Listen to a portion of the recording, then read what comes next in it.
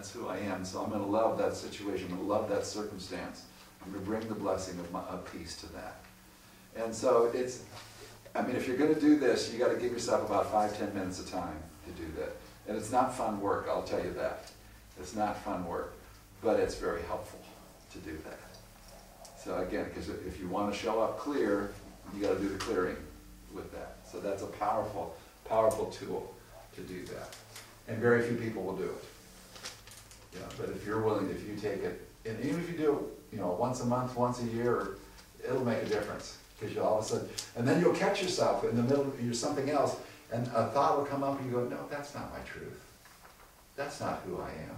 That's part of an old pattern. I don't even need to identify where it came from or blame it on anybody or anything. I just say, that's not my truth. This is my truth. I am a part of God. I'm expressing God. I'm living out the Christ life here and now. That's who I am. That's what I am. And so it's really a process of working on that. If you've ever done the workbook for Course in Miracles, the first 40 lessons are all about letting go of our attachment to appearances. Yeah. This chair is not real. And your mind goes, well, it's right there. Somebody just sat on it. It is real. But what it's saying is, no, you're not even seeing the chair. You're experiencing something in your own mind, a construct of chair that really has almost nothing to do with what's there. That chair isn't real. What you're working with is what's in your mind. Because usually chair has an adjective with it. That dumb chair, that dirty chair, that broken chair, you know, that whatever it is. And so it's not there, it's here. And so when we start catching ourselves with that, going, isn't that interesting? I used to think that. I'm letting that one go. And so we just, it just again, it's about being, remember the first part in our witness process is it was that observer, you know, to watch, to just imagine you're standing back and going, oh, isn't that, let's look at that come. Mm-hmm. It's not good or bad, it just is. And what's my choice now? That I'm more conscious, what's my choice now? What I'm going to think, what I'm going to work with this. So here are some of the ways that this is languaged with other churches. We are co-creators with God, creating reality through thoughts held in mind. There's an old Unity phrase, thoughts held in mind produce after their kind. And so, but again, it's not just a thought, but it's the pattern of thought that's there. Law of mind action, another way it's named. Our lives are created by what we focus our thoughts upon. So again, in a movie thing, you've got to focus, don't you? And things can come in and out of focus. And the first thing I do when I set up the projector Sunday morning, as soon as it comes on, I focus it. That's the first thing I do. Because if it's out of focus, it's not going to be helpful to anybody, right? So what am I focusing upon? The children's version, I create my experience by what I choose to think about and what I feel and believe. So it's not just what we think about, but it's the feelings that go along with that. We create our life experiences through our way of thinking. So not just our thoughts, but our way of thinking. So that's larger. Another way of looking at this is with mathematics. Because again, mathematics are true everywhere, right? If we add, consider we're in base 10, I'm going to put that part first. If I add 2 plus 2, that's 4, right? Whether we're here in St. Luke's Chapel in San Diego, California, or whether we're on the moon, it's still true, isn't it? Mm-hmm. The principle is there. And so this thinking leads to this. And so that's that sense. Now, if I had come up with 2 plus 2 equals 5, and if that's what I believed, is it true? That's what I believe. And how many times do we arrive at a conclusion by logic where we've skipped a step, you know, or we didn't have some information or whatever, and we believe, well, that's the way they are.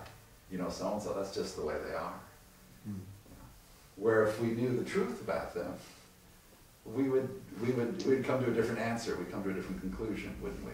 Mm-hmm. And so that's the key for us to recognize that it's our thinking, the way that we think, not just particular thoughts, but the collection of our thinking that creates the way that we experience the world. Now it's interesting how in an economic downturn, they call it, there are people who are making lots of money. I don't know if you read recently in China, how many billionaires there are now. They're second to the United States, the number of billionaires that they have in China first. Well, I thought China was a communist country. Yes. But there's billionaires there because they know that that's the belief, and they found ways to make money in a communist country. It's like, just because that's the way it's supposed to be, that doesn't need to be your reality. Just because that's the way the system is, who cares? If that's what you want to believe and that's the limitation, okay. They interviewed the woman who got the first permit to run a business in China. And she says, I was the first one and I never developed this into what it could be. The people who came after me are making a lot more money than I am. She was the first one to get the permission, to have her own business. But she says, I could have done more. I could have done more. And so that's the same thing. We're given this gift of the Christ. What are we doing with it? And again, it's not a judgment. It's about, what's my choice? What's my choice? Do I want to really lay hold of it in a deeper, more powerful way, and let that be what influences my thinking? So that I'm dealing with my finances, I'm dealing with my health, I'm dealing with my relationships, I'm dealing with being present to pray for others. I'm on fire. I've got that quickening every moment because I'm remembering who I am and I'm operating from that. People want to know what I'm on. Because they get it, they feel it, it's there. And so again, no one can do that for us. No one can do that for us. We have to be the ones that are doing that. And again, the challenge is that it's a every moment diligence. Because it's so easy, when I get, the church P&L statement at the end of the month going, you go, wait a minute, God is the source of our supply. And just because that month doesn't seem to indicate that that's the truth, I remember that we also have a balance sheet that shows, we have reserves. Yes, that's right, okay. And not just those reserves, not just the monetary reserves, there's a larger resource that's available, a mind of God that's there. So it's like, so you sometimes have to build an exercise in to remind you, what do I need to do to remind myself when this comes in? What do I need to do? How can I build a process, a logic for me that gets me the understanding that I want? How do I do that? See, that's how we have to do that in our own lives.